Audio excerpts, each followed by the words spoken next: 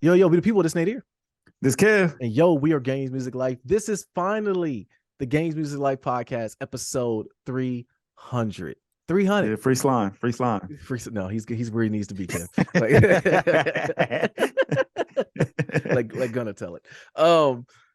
Yeah, I know. Yo, so bro, this is our 300th episode, man. That's right. 300 right back at you.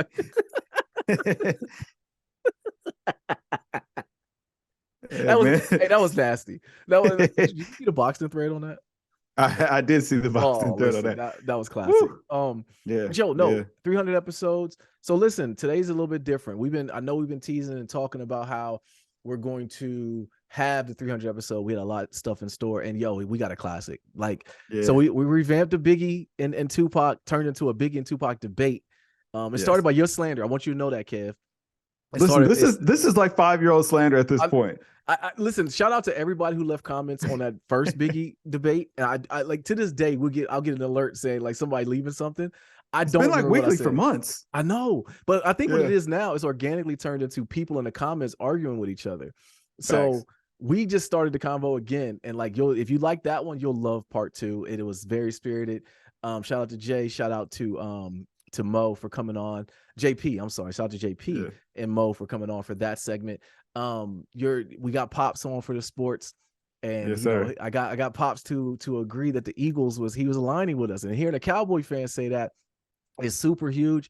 So he's not a hater. He's not a hater. No, and Pops is actually he is the Cowboy fans that I like. Like, it's the other fans I don't like. It's the ones that be delusional because it takes them like 7 to 8 weeks to really understand like they're not good. So whereas Pops is like, yeah, we're not good, and he'll give it up every time.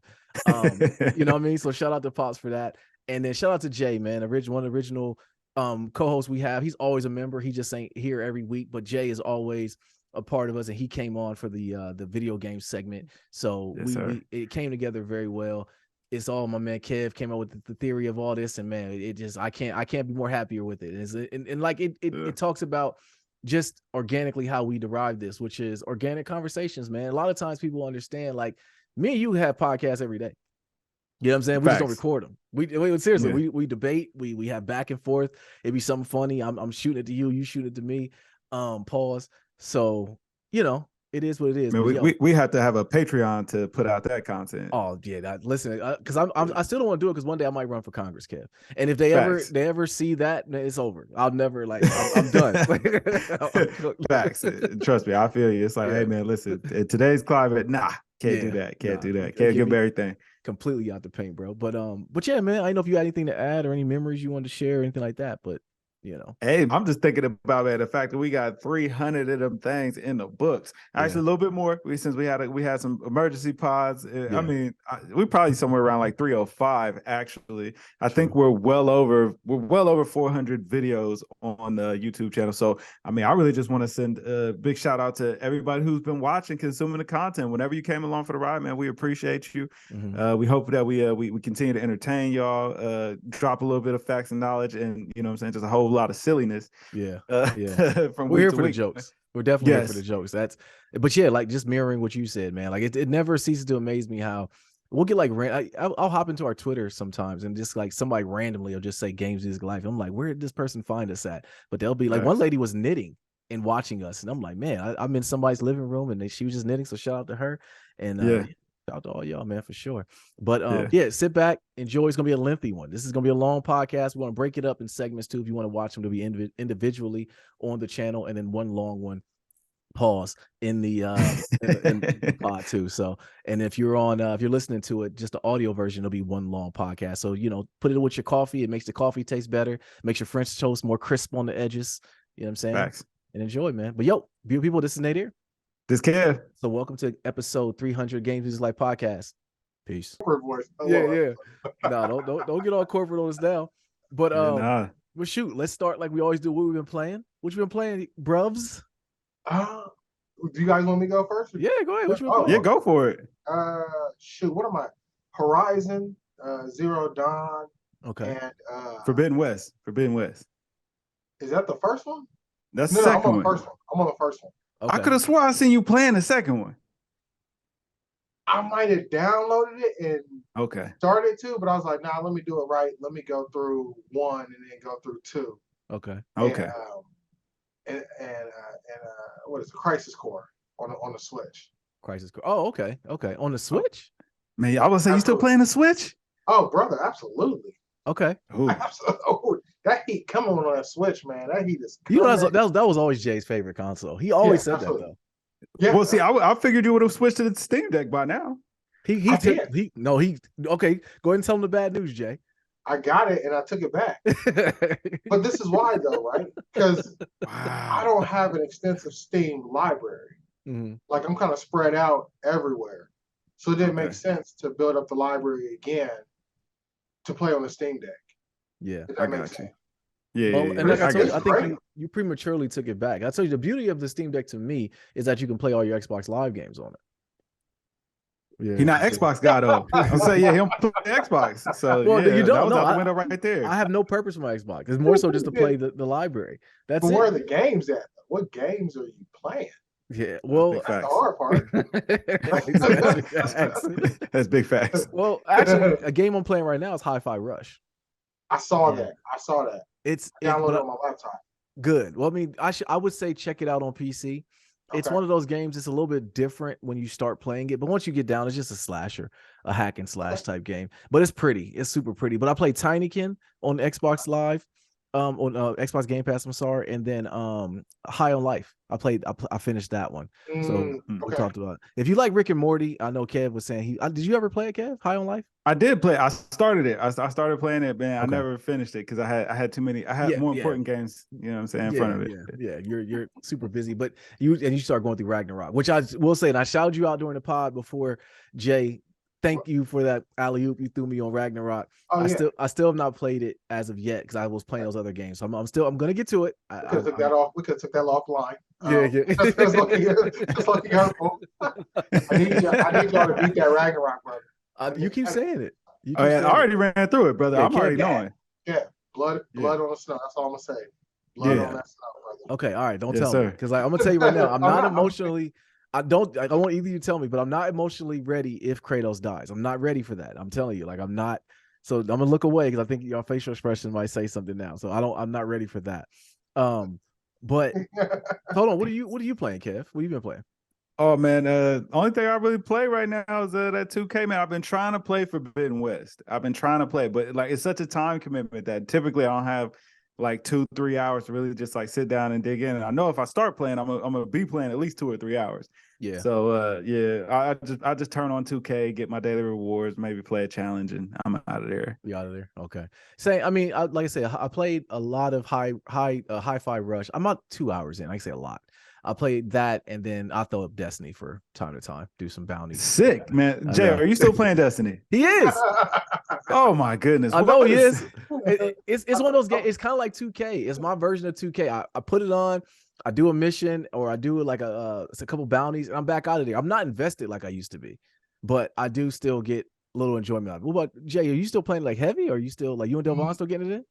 No, I really just do it to be a jerk, really. Okay. I just play like, hey, y'all trying to run Destiny 2 real quick. And I hop on, maybe do the story to be a jerk to them and then just bang out. And just bang out? Yeah. Okay. I'm not invested at all.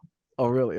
Same. Okay. It's good. Good to hear. That speaks to the beauty of Destiny, in my opinion, because you can come in and play a season and then like just leave for like months upon it and just come back like a abandoned stepchild and just come back and like, you know what I mean? And then that's what it is.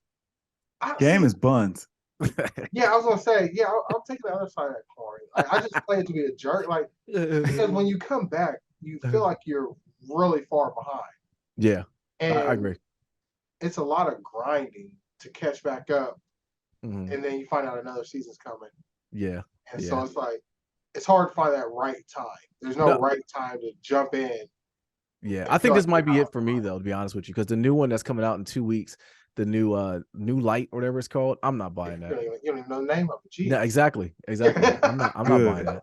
I'll tell you, but one game I am gonna buy, which me and Kev been talking about it, and I want to see your thoughts on it, was that Hogwarts Legacy, man. Have you got that yet? I have not. I've seen it on Twitch, but I don't know if anyone else is getting it. But then again, it doesn't matter because it's only one player. True. Mm. It is only If one it was player. on like co-op, I would be in there. As soon as you guys said y'all are getting it, I'm in there. Okay. I'm in But see, Word. did you like Harry Potter? Did you? Oh, I Were you a love Harry fan? Potter. See, that's the thing. Kev didn't see none of the movies or anything. That's what I'm saying. For Really? anybody who's played, Mhm. who likes Harry Potter, it seems like it's Mando. Like everyone who I've seen stream it said, if you like Harry Potter, get this game. It's everything you want out of a Harry Potter game. Kev, I'm still gonna get it. Kev. Listen, I'm gonna get the game. Oh, yeah, I'm telling you, the game might make you watch the movies. Kev, Yeah. have you seen the movies? All of them. Yeah. Man, when my man, Well, don't give it away. Kev ain't seen it now. You can give it away. I don't care. He's not gonna notice. When my man, like Harry Potter was chasing old dude down, and he like zapped him with the wand, and he was like, "I'm the Half-Blood Prince." Oh, I'm yeah. like, oh shit. Yeah. I'm like, that's enough. But I think that was one of the beauties of Harry Potter. It had a lot of moments like that. Like you still don't really get the story pieced together until the end, and then you're so emotionally vested into the characters. You're like drained almost. Like, man, this was a journey. You know. It was, and that character, if you know how to reference it, Snape. Yeah. His story, man, his arc was beautiful. I think his was. It was. I mean, come to find out, he was always tragic. always on the side of the good guys, and you never knew that. Nope. You know, Nope. you never knew that. But the real we definitely want to have you on for 300. We haven't touched. We all keep up with you, and individually we haven't had a chance to talk to you collectively. But the question we want to talk about, not question, the story we want to talk about is Zelda, because I knew when it came out, you messaged me and said, "Dear, just light a candle and take a look at this trailer." And I'm not gonna lie to you, it looks beautiful. But I gotta be honest with both of y'all, man. That $69.99 hits a lot different, bro. It hits money different. well spent. Please, I might spend $100. Kev said it. I mean, I don't know what else to say. That trailer, and I don't even know what's going on. Yeah. I mean, I know the Master Sword is burnt to crisp.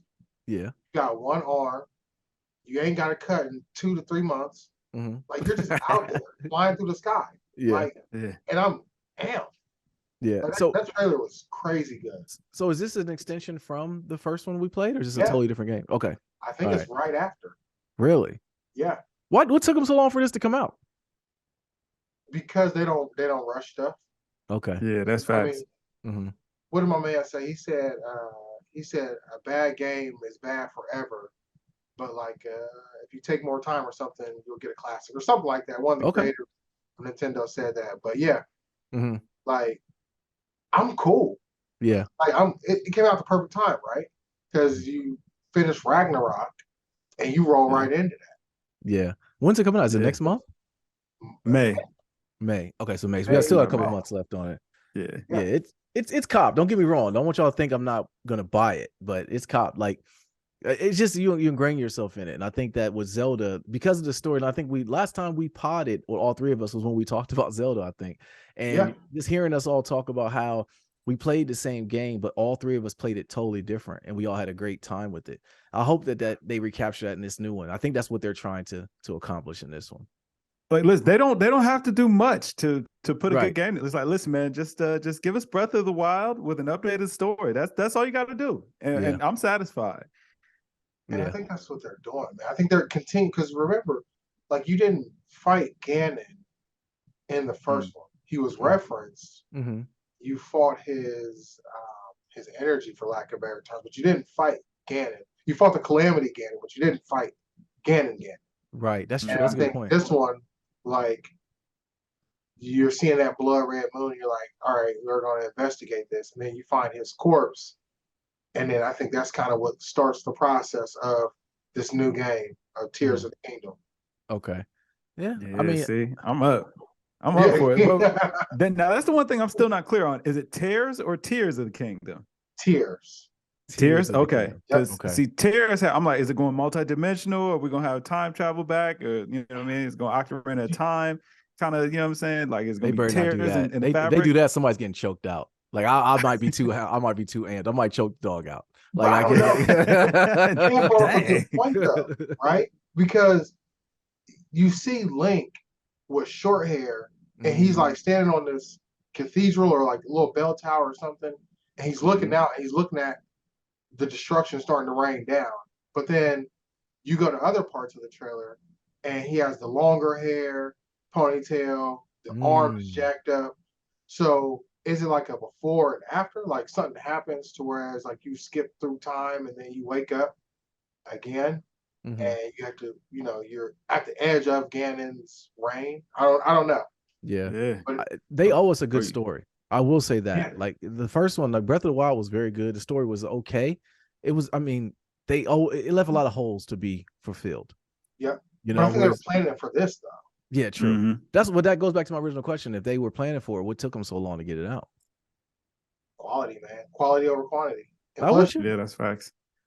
and Yeah. what else was Nintendo? Because Nintendo's been dropping heat. You got to think the RPGs, the JRPGs, Nintendo's been dropping, Mhm. have been picking up steam. You have Splatoon, Yeah. which I have no idea why that's popular. Me neither. But it is. I thought it was just me.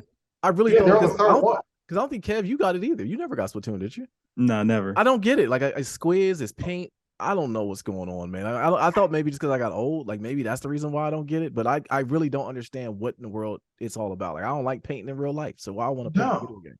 And my daughter Nia, she doesn't even like. She's not even attracted to it. So I'm like, where's y'all's audience? Because like she's 7, and it's like she's like, nah, I'm cool. Give me Fall Guys. And I'm like, all right.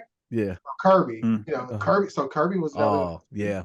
Khalees is all about Kirby. Like we went through a co-op, man. And you see the DLC coming out for it.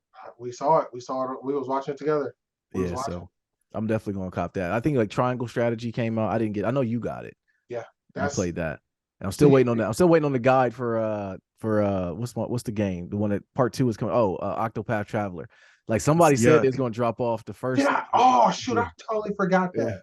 You still need that? I mean, I haven't played it. So I mean, it's no rush. Yes.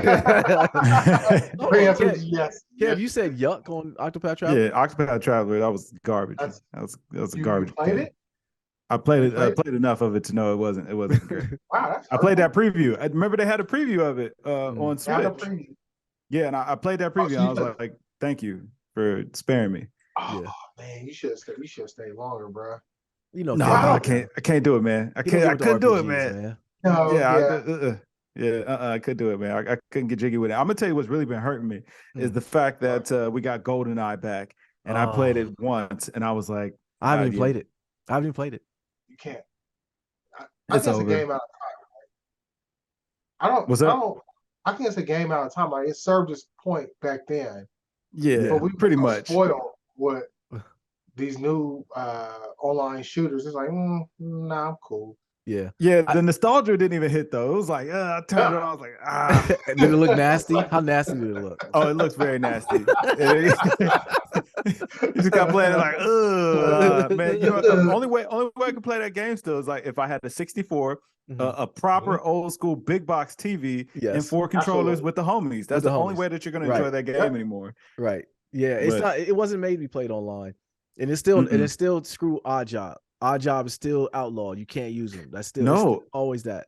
No, that's the thing. Like Odd Job is not canceled anymore because now you have the full access to aim. Like, see, Odd Job was always a problem because in order to aim, because you only had the one stick, you had to hold down to look down the sights and point down. You couldn't point down otherwise. So that's what made him so difficult because it was 2 steps to be able to shoot him. But now you have full range of motion. So it's like it really don't even matter anymore. I didn't even think about that because takes away.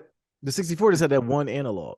Yeah, exactly. Okay. Exactly. In the middle, Yeah. So you had to pull down the trigger and then aim down to hit Odd Job, which made him a cheat because it's like, he ain't got to take 2 steps to shoot at me, and I got to be completely stationary to shoot at him. Right. But now that's been eliminated. So but the game is not good.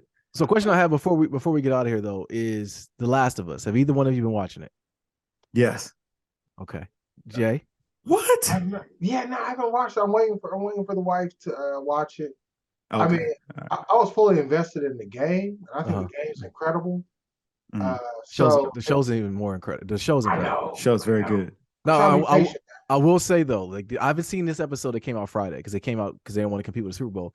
The episode before that one though. Well, no, the episode 3. My man, you talking about episode 3? 3. Yeah, when I'll be honest with you, Bill bro. and Frank. When I just fast forwarded. No, but I'll be honest with you. When it first started off, I'm like, man, why is this here? And then once it got to the end, I'm like, that was a beautiful episode. Like that was a beautiful written episode, man. Like it was very good. I think, like Jay's they had to explain why that point was there. Yeah. You know what I mean? So I got it, but like that one part, I just went ahead and fast forwarded. Oh, I because had I to. was I like, had okay. to. Yeah. I was like, all right. Yeah. Like, come on, you made your point now. You would have been, gosh. Yeah. You know, they tried to go too far. They're trying to push the envelope. So, but I mean, you know, yeah. Other than that, it was a good episode. And you know, but the show has been phenomenal. Episode 4 was great. I still haven't seen the new one yet, but I'm gonna check that out real soon. Okay. But yeah, I still gotta play Last of Us 2 though. That's the real problem. I'm like, man, I gotta make sure I play Last of Us 2 before season 2 comes out because I know what's gonna happen, but I need to know the full story. Well, see, that's the thing too, because I don't know how much they're going to deviate from the show, from the game. Because remember I told you I never played the game, but I watched the game like a movie. So somebody took all the cutscenes. So then I did the same thing with Last of Us 2. And I'm with you, Kev. Like, I know what happens, and I wonder how they're going to incorporate that if they go that route. They might not even go that route. Yeah. You know? I mean, listen, Pedro, what things gotta happen, brother. Speaking of which, man, Mandalorian need to hurry up. I'm ready. Kev, you man, you guys are reading my mind today. I am sacrificing Last of Us to watch with the wife, so then Mando I can just shoot straight through. I'm not. I'm full steam ahead with Mando. Have either one of y'all watched the Bad Batch yet? No, I've not. I'm on season 1 when they got the little girl, the little blonde haired girl. Okay, same. And then that's it. I read ahead because I heard on the second season of the Bad Batches, they're alluding to something crazy, like good crazy, and so yeah, I gotta binge it, I think, but I've been neglecting it. I'm there with you because I haven't binged Star Wars since Obi-Wan. Oh yeah, Obi-Wan was phenomenal. Yeah. That's now I'm in there. Yeah, although that Boba Fett, we don't talk about that. That one was bizarre. I haven't seen Boba Fett. Is it good? You don't need to. You might as well just go. It's like the last episode. I think they showed more of Luke and Mandalorian's in it. So, but other than that, nah, you don't need to see it. I heard. Hold on, what's worth that or She-Hulk? Yeah, Jesus. It was okay. No, I'm not with you. I'm not jacking that. No, Jay. She-Hulk was awful. She-Hulk was completely awful. I stopped watching, man. After Meg Thee Stallion showed up, I was like, all right, that's enough. I mean, but she got all the powers from my man, like within the first episode, man. Like, you know what I mean? Like, right, but I mean, that's kind of how it happened, though. Like, I don't care. Switch it up. I switch it up. I had a lot of beef with that.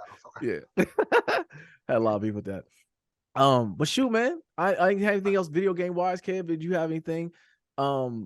I just was thankful that we got my man on here, man. Talk some video games.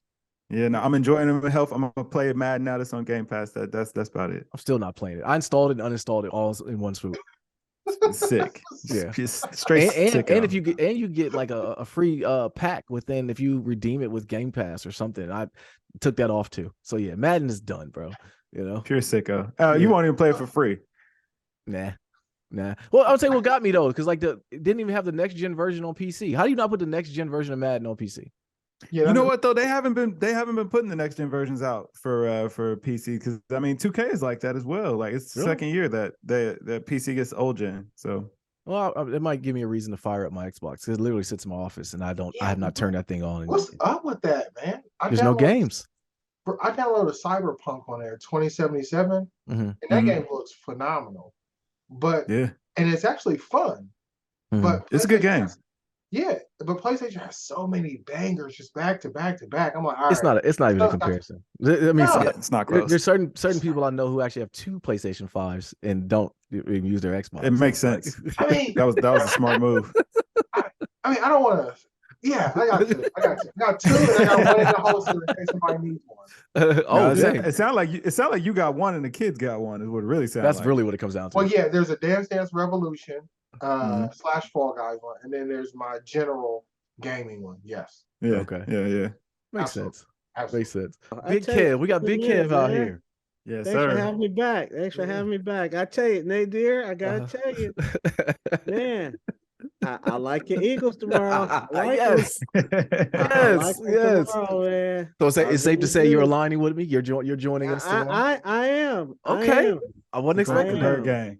I think it's going to be a good game, but I really think that the Eagles are just, to me, a more complete team. Yeah. On both sides of the ball. We're playing Michael Jordan of football right now. I'll give it up to Patrick Mahomes. So Yeah. But it's gonna be a good game. I'll tell you about. I told my soon-to-be former team, my mood could be totally different Monday. You know what I'm saying? Like, and I had to prep them. Like, listen, if it happens to where we lose, just tread lightly. That's all. Just tread lightly with me. You know, they're building though, and they got a good foundation. Yeah. I mean, they can run, they can pass, they got good defense. I mean, they really do. Forget all that, man. Yeah, Like, listen, I'm about to say, been the Saints. It should have been the Saints. Y'all lucky. Y'all got lucky. Yeah. Another year, man. Don't worry about it, though. We be right back. We reloading CJ Stroud for next season. Before we move on from the Super Bowl, though, Pops, what are you feeling about your Cowboys? Y'all made a move. You got rid of the don't scratch. Come on, like we gotta know what's gonna happen now with the boys. This is what I think should happen.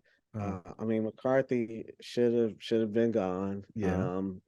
And I'm really not understanding the Brian Schottenheimer thing. I understand Kellen Moore was, he was there and he was a backup quarterback, but he really wasn't no true cowboy in the sense of, I'll even go as, and even though he didn't do a lot, I'll even say as far as Jason Garrett. Jason Garrett, I mean, he sat there behind Troy all those years through them championship years.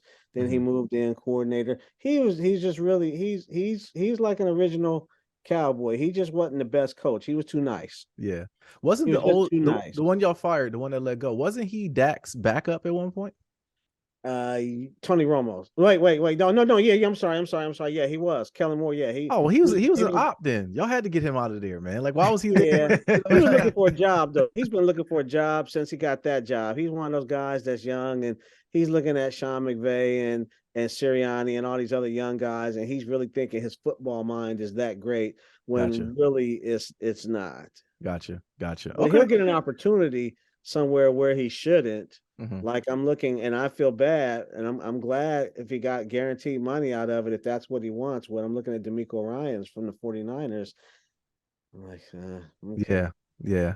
Well, listen, we got you on today. Thank you for joining us. We're going to talk about some of this basketball stuff too, because I know you're a big LeBron fan. LeBron broke the record. Yeah. So so is he the GOAT? Like, I know Kev's never going, little Kev's never going to give it up. So what's Big Kev saying? Okay. See, no. And I'll tell you what, it's not so much about him not being the GOAT. Because I really don't. He knows Jordan time. At this, no. Yeah. Like MJ, the true GOAT. He knows what's up. No. MJ is undefeated. MJ is undefeated when he's gone to and being the GOAT.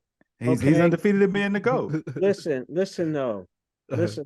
And we're not talking about Theo, Vanessa, and Rudy and Denise. We're talking about Mushmouth, Lil Bill, and all them that LeBron drugged to the championship when he was in Cleveland. Okay. We're talking about the old school cartoon Cosby kids that was playing the song in the junkyard at the end. Okay. With LeBron playing the bass like Rudy. Okay. They got that's swept. What we're talking about. That's what LeBron did. Okay, single-handedly. Okay. No, we can't do that. They lost, man. Like, we can't. It doesn't matter. We can't put no credit on a loss. Okay. They got swept. But name me. Okay. Name me one Hall of Fame player that played with LeBron through those years that he drugged Cleveland to the championship. Name one person that will be in the Hall of Fame. Name one person actually that was an all-star besides Mo Williams, and that was because of LeBron. Yeah. During that period. Yeah.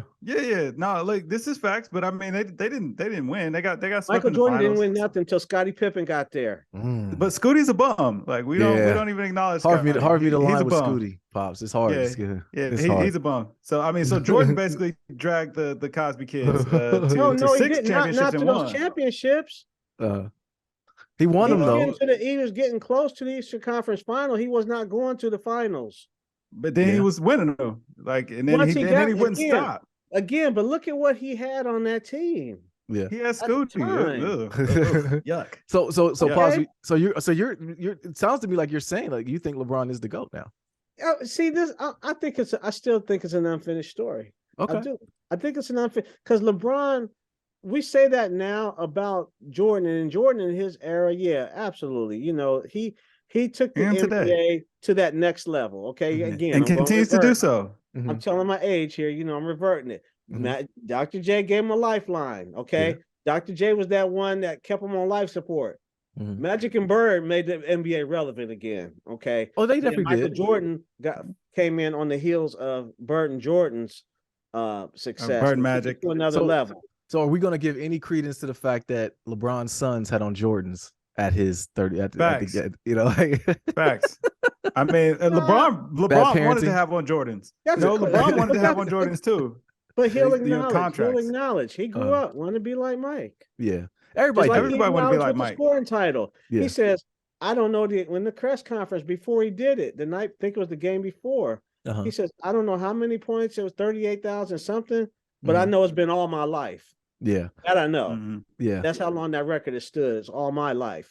So go ahead. I'm sorry. I mean, no, you're good. You're good. Okay. I'm just saying. I just think that it's different. It's levels to it. I think Jordan is at the top. I think you made a great point though. And then LeBron is baby goat. LeBron right there is the baby goat. Oh man, yeah, that's a good point though. The story's not unwritten because like think about it. If LeBron does happen to win one or two more, then it's definitely gonna be a different story. But I don't think that's gonna happen because even though he broke the record, the Lakers still lost. No. And I think the problem that made me sick. It did make me sick. And the problem I have with that is Anthony Davis. Like keep it all the way funky. The torch should have been passed Anthony Davis, and he just can't carry it. It's too heavy. It hurt him. Yeah, it break his wrist. Yeah, you know what I'm saying? Fall on his ankle. Yeah, exactly. Data Davis, man, those fingers, they wrap it around a torch. Come on, you asking for bad things. Exactly. Every time he jumps up to take every single time. But even bigger than him though, we got to see the collapse of the Nets went down. We got to see Kyrie got traded. Although I will say Kyrie playing basketball right now is a pleasant sight to see. I don't know how long he's going to keep this going before his shenanigans get involved. He was going crazy with the Nets. But it's a contract year. He's going to because he knows it's a contract year. He's going to. Yeah. He's going to be he's going to be a model citizen. He is. He's going to be a model citizen when this season ends, and he's going to the Lakers. Okay. He's going to the Lakers. I think so this offseason. Oh, yeah, absolutely, because they got cap space. Yes, I think he'll go to the Lakers. I think that'll be the last chance for Bron to get some championships. They got to get rid of Anthony Davis. They should have traded him, in my opinion. I can see LeBron going to Dallas before I see Kyrie going to the Lakers. Really? LeBron to Dallas, I can see it happening. He was going to go this time, but the Nets purposely told him, no, we will not trade you to the Lakers. It became personal with just them, right? I wasn't feeling it. It was personal, but KD, on the other hand, because he's been doing his thing. He asked for the trade last year. They got rid of Steve Nash. Brought Jacques Vaughn in, which I think really should be commended. Jacques Vaughn turned that team around. He's done a lot. He's done a lot. He did a fantastic job. Yeah, and they tried to bait him into saying stuff. No, I love Kyrie. Kyrie was always good with me. Yeah, we just like anybody. We bumped heads here and there, but I think he's been a better place, a better person. I wish him nothing but the best. And it's like, man, it's about class act. Yeah. And like you said, shout out to Jacques Vaughn. People forget Jacques Vaughn was a heck of a college player too. Yes, I think people forget that as well. Yes. But you said something about the one that I wanted to get to because I want to see if my theory sticks true, which is all Kevin stick together. Because I know little Kevin's going to defend Kevin Durant in this aspect. Yeah, facts. Listen, Kevin Durant cheated the grind. I know he had to get up out of there. I know he had to leave the Nets, and I get it. He did. But he did. If we look back on this, if KD don't win another championship being the bus driver, how are we gonna look at his career though? First of all, he's the bus driver with Phoenix. Like let's cut those talks off. He's the best player on that team. He's the bus driver. Like I give him that, but he has to come back and like they got to win a chip with this, man. But you know what though? They instantly became the favorites, and I love him as a player. I absolutely love him as a player, and he was honest. He don't want to be a leader. He just wants to play ball, and that's fine. That's fine. But do you think that's at that level, with that level of talent?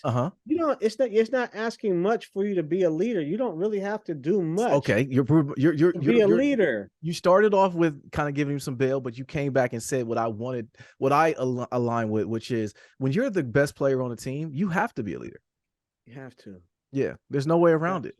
You can't. I mean, KD is going to be the leader. He just doesn't feel like raising these kids, basically. You know what I mean? Like he want to come out there and hoop. Like that's the coach's job. You know what I'm saying? Coach him up, coach. You know what I'm saying? Get him ready to play on my level. I mean, he doesn't want to be the GM. We see how that works out. Yeah, they got to quit letting LeBron do that. and that's all well and good. That's all well and good if it works out that way. And if your intent is to really win, do you just want to play the way you want to play, or do you want to win? Yeah. Yeah, I mean, I feel like KD wants to win. Then go out and say, "Hey, man, they'll be all right, man." I mean, I can't tell them what to do. Or you got to though. Hey, man, when I come off this screen, okay, go down in the post and school them. Yeah. Maybe they just don't know. Maybe they're so busy watching you on the side. Maybe since you've made it known you don't want to really be a leader, maybe they're taking it as, oh man, I don't want to look like no chump running up to KD asking him, man, hey, how does it seem like every time you're on the left block, man, you able to?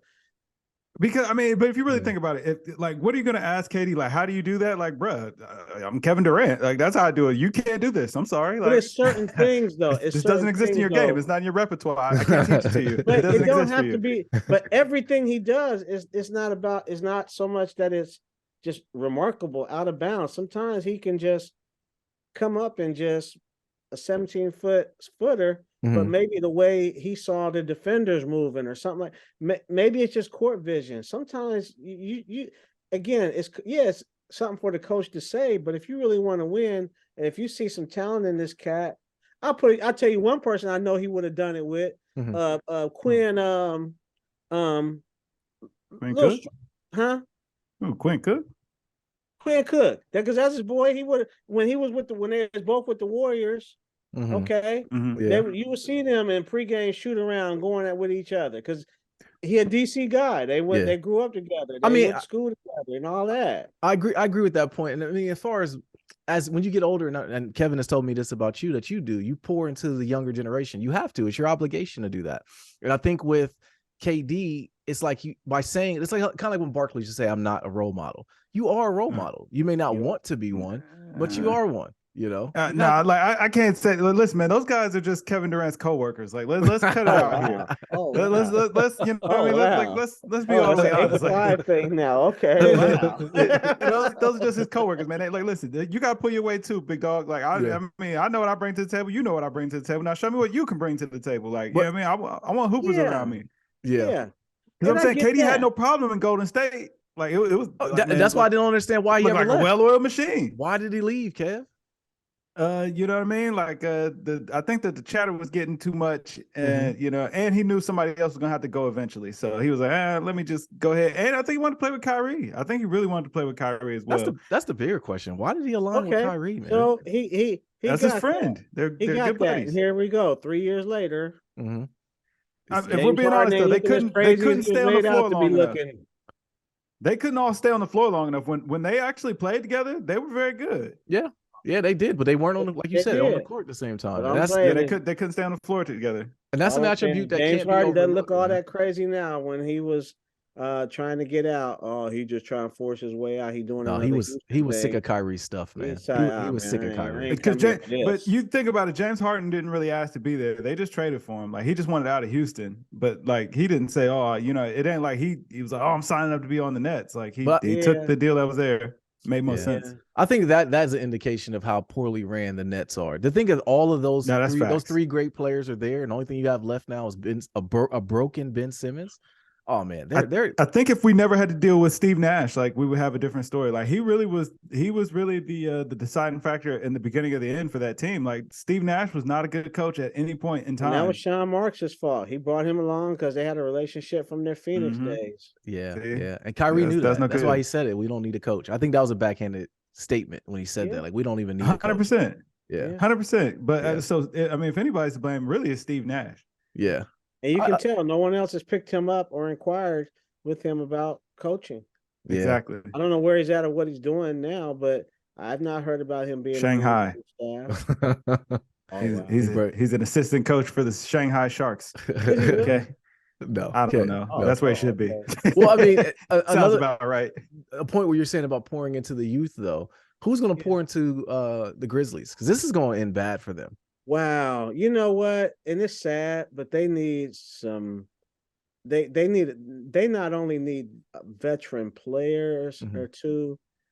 I mean, good veteran players, somebody that could really come in and give, if not start, really be a first, second off the bench type of person.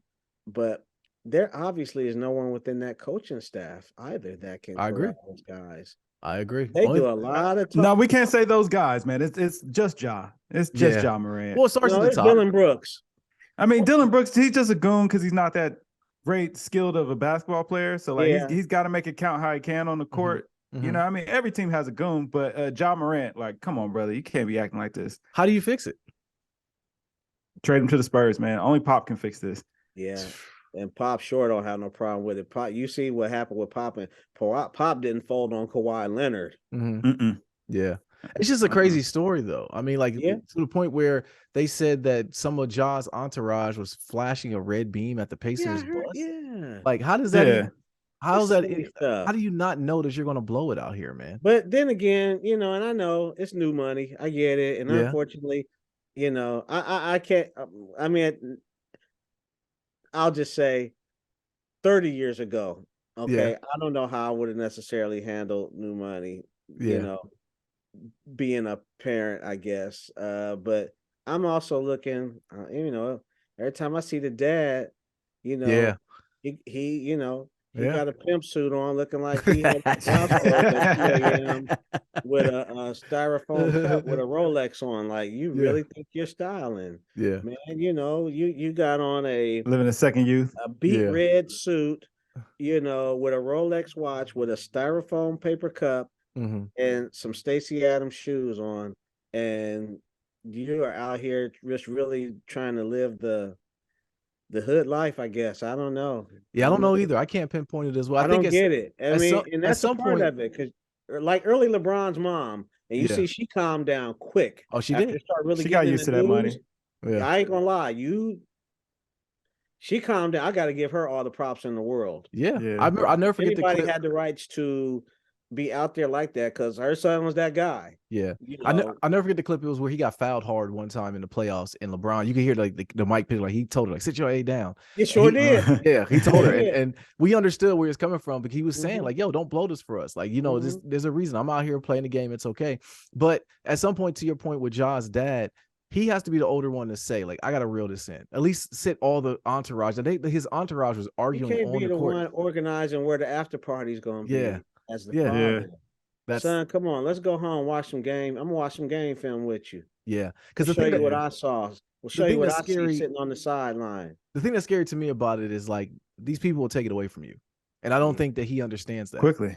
Did he not see what happened to Kyrie? And Kyrie, for all intents and purposes, is a model citizen. You never hear about Kyrie actually getting in any trouble. Like, maybe, you know what I'm saying, maybe his opinions or whatever, you know, hey, have your own thoughts about that. But I mean, for all intent and purposes, he seems like an all right guy. Like, he does good things in the community.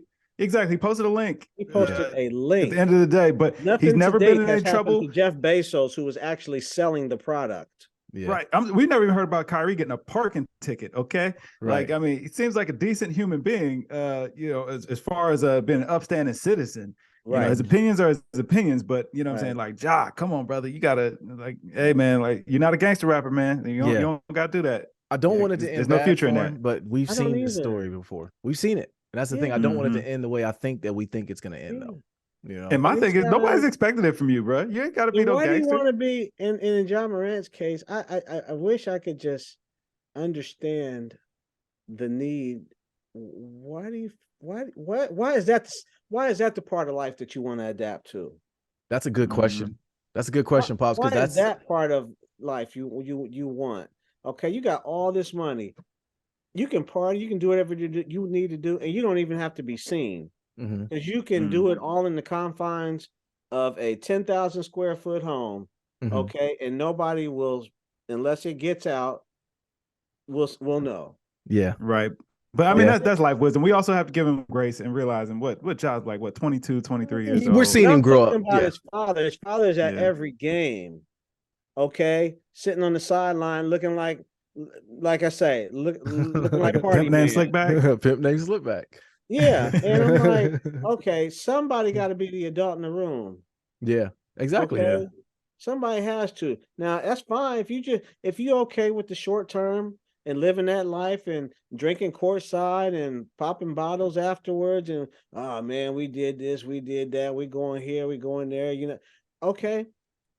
Man, time creeps up quick. Very quick, very quickly. And I can't imagine if that's your approach on national TV, because all their games are televised, whether it's locally or national. But while your games are televised, your kid is for all intent and purpose regarded as one of the top players, young players especially in the league. Okay, it's gonna come to a point to where it's gonna end. Yeah. Yeah, Well, I think listen. The way your son plays, it don't take but one time coming down the we wrong said that. way. Me and Kevin been saying that for the longest. He Oh, takes yeah. way too many I'm gonna falls. tell you, it's a couple players in the league right now that I'm looking at that seem like since they took injuries, just not that Derrick Rose. Rose gone back. I'm looking at, and I love him, and I still Mhm. think he has a lot of value. I'm looking at Karis LeVert injury. He was a starter for the Nets, Yeah. all-star, all of that on the route to getting the money. I'm looking at Victor Oladipo. Yeah. Okay, Derrick Rose. 9th pick in the draft. Okay, D highly Rose. regarded, Yeah. playing great. Injury. Now, yeah, he's playing well, but is anybody giving him a max contract now? Yeah. No, that's over. Those days are over. Yeah, nah. Listen, I'm gonna tell you what's gonna be the wake up call for Ja is when that Nike deal gets pulled from right up under him. Yes. That's the one I think right they're now gonna take. they're gonna have a really hard time marketing him, and they just tried to give him a signature shoe, and it's like, hey man, like we can't have this. Yeah. You know what I mean? Like we're just trying to break you through. And like, listen, we're not deep in this deal. We can go ahead and cancel this up front. Yeah. The shoe hasn't even come out yet, has it? I think I don't know if it's released for everybody to see, but I mean, he's wearing the model on court. But again, it's like, man, listen, but that like to have it right there and have it taken away because you know you want to act a fool, you know what I mean? And they'll do their best to ride with somebody. They've had some issues here and there, but I'll tell anybody with Nike. One thing with Nike, again, I mean, they're a company at the end of the day, and you know, you're hard pressed to find any of us that at some point, either past or current, do not have a pair of some of their products in our home somewhere. But I look back, you think about it, even when Colin Kaepernick was going through all the stuff there, they never dropped him. Yeah. They made money off of it. I mean, he kind of made money off of it. He's still under contract with Nike. But that was a little different though, just because I mean that he was trying to stand up for something, but it's like it was, if but you that's stand my for point though. foolishness, they're not. But he was standing up for something that the NFL, that the owners, that everybody else was giving pushback on. His employer blackballed him. But ultimately, Nike agreed. Nike aligned with him on that. Nike aligned with him. But whereas Nike's not going to align with Ja. And no, not at all. Ja want to be a gangster, so wants to be a gangster. I just don't get that. I just for the life of me, and it's a lot of them that do that, and you just wish that it would be better. But I don't know. They've got to want it, and you wish that for us, you wish that you didn't always have to get knocked down to realize. Yeah. Well, listen, before we go, I want to get a score from you. So you said Eagles. You're going with Eagles. Yeah. What's your score? Okay. So I don't see it being high scoring. I'll tell you, I'm gonna say 27-21. 27-21 Birds. Okay, I'll take it. 27-21. Gabe, I know you don't got nothing to say. You just don't care. 21. Yeah, man. It's the Saints, man. Like we just waiting to reload, man. Don't worry, we'll be right back. Every topic, it doesn't matter. They all go the opposite of what I say. Okay. John, we're going opposite. John. It's gonna rain later. Like what we talking about right now, it's sunny out. No, but it don't matter. It's gonna rain. Oh, John. And then it be raining. Now you're and then it be raining after that. Okay. So John be the main one. We'll all be in agreement on something. We'll all. Let's not hit perfect example. Kev threw in into the chat. He threw in Lil Yachty's album. You know what I'm saying? Just he threw it out there. Say, hey, didn't expect this from him. It's a great album. You know, you guys should check it out. Here comes John. First response. Before he said anything, this was his first response. Well, what makes it a good album? How you measure if it's a great album? He just wanted context. He just wanted context. I'm with him. He just wanted context. You know, he didn't even listen to it yet. He didn't have time to listen to track one. He was already ready to say, "Oh, is it a good album? Yeah. Let me be the judge of that." It's like, oh, come on, man. Okay. So I take it y'all saw the Biggie and Tupac debate. Well, I don't even know what we called it. Me and Kev argue about a lot about that because I think it was something Kev threw out with his slander about was Biggie not relevant. Was he overrated? What was the stance on that? Yeah, he was overrated, man. So we was at a birthday party a few years ago. I was meeting Nadir's friend, a guy named Sean, and we were talking about rap or whatever. And I was saying something about Lupe being the best, and he was like, "Nah, you know what I'm saying? Lupe, blah blah blah, Lupe this, Lupe that." So you already know I'm hot. So then he could talk about Biggie. I'm like, man, Biggie's overrated. Like, I don't really rock That's what it with was. Big like that. Yeah. And then after that, it was like a fire was started. And I mean, you know me, I stood 10 toes down. I meant that. Like, I meant that from the bottom of my heart. So, John, why you on mute? We got to do a pod. So that's John, why you on this mute, work. John? Oh, I'm rolling around in the chair. I didn't want y'all to hear the sound of me rolling across the hardwood. Okay. You can roll around, man. It's all good. Don't worry about it. Yeah. But yeah, I mean, listen, I will say this. I will preface all my statements by saying this first. You don't listen I'm to not rap quite. music. You said what? You don't listen to rap music. Is that Listen, what you're about to say? As of late, I've listened to very little rap, but I'm more supposed to speak about in my past when I was younger. Okay. I've not listened to a Biggie album from start to finish. I don't think I ever have. I know the highlights. I know the radio play for Biggie. You know, and that's about where my knowledge of Biggie's music ends. You know what I mean? Yep. So I will preface all my statements by saying that. Okay. However, go ahead. He was okay, but if we're gonna talk about a comparison between Pac and Big, I mean, in my opinion, this is not even a comparison.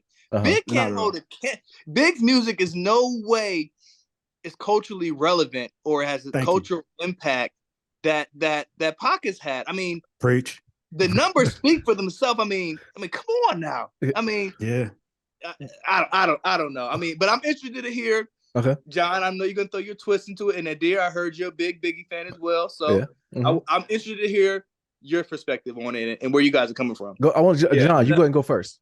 Yeah. Okay. Thank you. Hey, Nadir, nice to meet you, man. Nice to meet you as well. I've been watching your podcast for a few years, man, and I see how far you guys have come along, and so this was probably like 5 or 6 years ago when I saw the Biggie and Tupac debate, and I hit Kev up. I'm like, bro, you got to bring me on. Okay. So I appreciate it. So, I mean, and this is what we were just talking about earlier this morning. Like, popularity doesn't necessarily mean the best rapper. You know what I mean? So, like, was Tupac more popular? Yes. Did Tupac sell more albums? Yes. Was he a better lyricist? Was he a better rapper? I just don't think he was. No, absolutely not. He wasn't. Is he more culturally relevant right now? What do you mean culturally? Like, so you saying like the younger kids listen to it? Like, yeah, I'm saying like if you listen to Pac's music right now, like, does it still impact the same way that it did 20, 30 years ago? Well, I mean, the only one that goes to, and every Mother's Day you bring this up about Dear Mama. I give you that. But if for the same comparison, I could throw Juicy on, which is still one of the biggest hip hop songs of all time. Right. No listening to Juicy, but nobody wants to hear that. Yes, they do. I mean, you don't want to listen. Exactly. No, nobody wants to hear it, bro. It's over. It's over with for that, man. Like, we got to be real. Like, come on, man. Nobody's listening to Big's music in 2023, man. Like, it's over. And like, look, he's a legend. He's an icon. All of that, but the music just isn't culturally relevant. Like, if we're being all the way honest, Big was a great storyteller, but he was talking about a bunch of nothing, man. Like, his music it didn't hit you in the soul. It was like it was some clever bars. Kind of suspect. I mean, okay, that's it. You always go to that. Live your life, live your life, do what you go do. But it was a little suspect, and it was just a whole bunch of fairy tales, just good rhymes with not a lot of substance, man. Where Pac's music, maybe he wasn't the best lyricist. I mean, I got a story to tell. I heard was based on a true story when he threw out the rhyme about Little C's crippling him. That was real. Yeah, you know what I mean. So I just think his storytelling and the details that he provided in his rhymes made you be like, man, it ain't no way this guy could be that detailed. Like, it ain't no way that story could be true, and still make it make sense in a rhythmic way. You know what I mean? So, like, I mean, well, can both things be true? And that's what I said. I think that's what I said in our first, statement this morning. It was like, we need to define our metrics to what we're talking about. Okay, well, best rapper. I mean, yeah, of course, Pac can have more of a cultural impact and be more culturally relevant. Biggie could be a better lyricist, but when it comes down to who's the best, it really depends on what your flavor is, what you're defining as what's the best. In my opinion, I mean, there are a lot of lyrical rappers out there who ain't sold shit, who ain't did nothing. Lupe being one of them, right? Lupe wrong. Said what? Wrong. No, Lupe's had a huge impact, man. Like, what are you talking about? Like, see, John just want to get us started. Yes, but But I don't want to digress. But my point is that we really need to define we really need to define what metric we're using to say best. Because I don't think it can be one or the other. I don't think we can go just on lyricism and his flow. Like, those are the technical aspects of rap, but that's just one part of it. The impact, the personality, the substance. I think I have to take all of that into account. And when we take all of that into account, although Pac may not have had the technical lyrical ability of somebody like a Biggie, maybe, his impact and his substance and his reach and his just everything was so much greater and far outweighed any minor technical ability that Biggie Man had over him. His music stood the test of time. That's what I'm saying to you. Like that is a big metric. Like, does the music still hold up today the same that it did way back then? Like, Biggie's music just doesn't, man. Like, Machine Gun Funk is an awful song. See, by today's metrics, I disagree. By today's metric, that's an awful song, man. Like, that song is god awful. Like, I'm saying, and we can take this outside of genres. Like, it's the reason why, like, Dark Side of the Moon is still culturally lauded. Like, people still listen to this album. Like, people who haven't heard it before hear it now, and it sounds groundbreaking, even though it was recorded 50 years ago. Well, I mean, you could hear it in that. The emotion in that is definitely different. But, like, I think for me, Pac was a better actor. He's a rap. He was a good rapper. Here you go. And he was an actor, man. Like, we don't like that's. And Big wasn't. Big wasn't. Big from the person we saw in the rap, the person we saw in the Raven videos, Simone the person we saw in interviews. He was always the same guy. Like, I don't even know who to categorize Tupac. I'm not saying he's bad, but Tupac was like, he was 1 minute he's preaching about this, the next minute he's talking about effing your chicken. You know, so I was like, he was a better actor. He wasn't. No, man. Listen, I wouldn't necessarily say he was. I wouldn't say he was acting. I mean, he was more layered. He was more nuanced. Yes. And this goes back to, like I said, the type of songs they make. Biggie's, in my opinion, made the same kind of just basic rap song, selling drugs, fucking bitches, partying bullshit. Thank you. Thank you. Was so much more layered, and that speaks to his personality. That's why when you see him in certain interviews at certain different times, he looked one way, or he talked one way, or he may even talk about something else. But that was just the beauty of him as a person, was he wasn't defined as or siloed into one stringent category like a Biggie was. Like, Biggie was just a hood nigga from Brooklyn talking about selling crack and fucking bitches. Thank you. Okay, Thank but you. Pac was so much more than that. He was so much more than that. So much more. He was so many more layers. I mean, this nigga went to acting school. He went to art school with Jada Pinkett. I mean, but he also was from the hood. His mom was a fucking crack addict. He lived in the goddamn projects. Like, he was all of those things. And I can relate to that. Like, my life has been somewhat it's a lot of duality, man. Yeah, a duality of man. You know what I'm saying? Like, he can show you both sides. But so to your point, Nadir, like, man, that make Biggie an actor, man. Like, he wasn't living all of that. Like, the 2 points that you could bring up is, like, Biggie woke up one day. Okay, he woke up one morning and Little C's crippled him. Okay.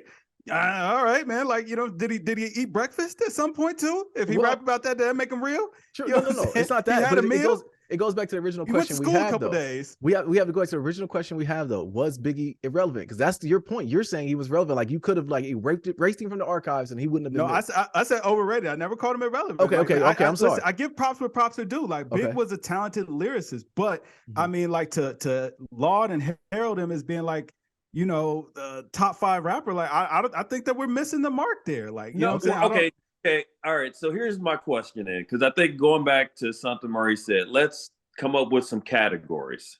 Okay. All right. So, like, is it lyricism, storytelling? Is it collaborations? Like, is it flow, delivery?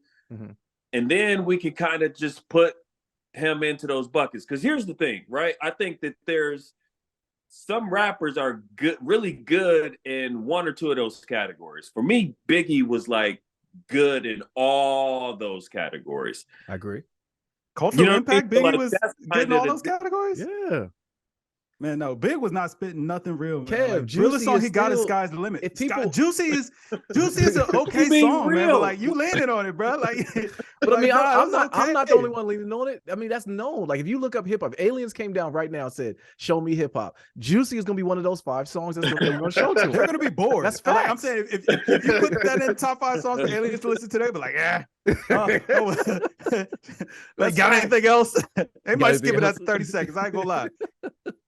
No, it showed it told the greatest story. But no, going back to what like John said, the metrics that we're going to have, those 5, like, I would definitely put Biggie in all of those. I'm not saying I'm not going to put Pac in those as well. So that's where I think the difference comes from is I can give Pac his credit and say, okay, he was very, very good. the difference between the two, and this is where me and you debate all the time, is you are completely debunking Biggie. Like, yeah, I don't even think he should be there. No, I just gave Biggie's flowers, man. No, Like, you didn't. Those are said he was backhanded extremely flowers, talented. man. No, I said he was. Right. I said he was extremely talented, man. Like I recognize. Yeah. Listen, Yeah. I have to give credit Dandelion where credit's due. He has influence, but Okay. like, I mean, his music is not really, you know what I mean? It didn't really stand the test of time. Like, John, you can't tell me Machine Gun Funk is a good song. Why do you keep tell me that? Like, tell me because it sucks. That's why, man. I mean, I can equally say there's some Pac songs that suck. No, you can't. No, you can't. I can. I'm sure if I went to some of them Outlaw albums, first of all, he owes us. We need to call HR on those Outlaw albums because those were very bad. Okay, and Machiavelli, everyone holds on to that one, but I mean, it was just Machiavelli was fire. It was okay. Machiavelli was fire. No, all he did was give Hood Cats a reason to think that Pac was still alive. That's all that album serves purpose of. That's it, man. Man, listen, but you know what? And I also think that speaks to, you know what I'm saying, Pac's relevance and, you know what I'm saying, just how impactful he was to the culture. Like, man, we held on to this man praying that he was alive for years and years and years. There's people to this day still thinking they took pictures of Pac. Listen, man, Biggie died. We said R.I.P. We was like, yep, all right, it's out of there. So he gets the Elvis treatment. Pac got the Elvis treatment, man. Big was just like, all right, it is what it is. So look at the Billboard list, and I'm not wanting to debate about this, but like, okay, so they got Biggie at 6 and they got Pac at 4. I don't have a problem with that. Right. I don't. I mean, Big being at 6 might be a little high. I think he might fall somewhere around 10, 11. But you know what I'm saying? That like, listen, you're right. At that point, it's like at that point we just picking straws, okay? Like, you know what I mean? All right, but I give him top 15, top 20, 25. Dang, I give him 25? I said top. I didn't say where he fall in that, bro. I mean, how many albums did Big put out? Did he put out what? Two albums? Two. He only put out two albums. Three if you count the Posthumous album. Okay, you're right. What's that one with the one he had with Diddy? Is that what it was? Yeah, it was Life After Death. Life After Death. Yeah. Was that what it's called? Ready to Die and Born Again. Yeah. Okay. Yeah. Well, is that what Billboard tracks on? Is album sales? I'm not sure. That's what Billboard typically attracts, but I don't think that's how they did this ranking. I think that they just did it in terms of like cultural impact or whatever. And like I give Biggie his flowers. Like, man, like, listen, he birthed a lot of New York rappers, but Pac impacted rappers across the board, worldwide. I don't think Big really had that kind of reach. Like, Big sound was New York. Which rappers did Tupac? All right, because y'all throwing out a bunch. NBA YoungBoy, that's not Pac. Clearly, I said NBA YoungBoy is not Pac. Is it? I've never heard any of his music, so I can't say yay or nay. Well, yeah, I've heard him speak about it, and like, yes, you know what I'm saying. Like, for NBA YoungBoy, Pac is the measuring stick, man. Like, you know what I'm saying. These even the young guys still want to be Pac, man. What young guys want to be Big? Shoot. I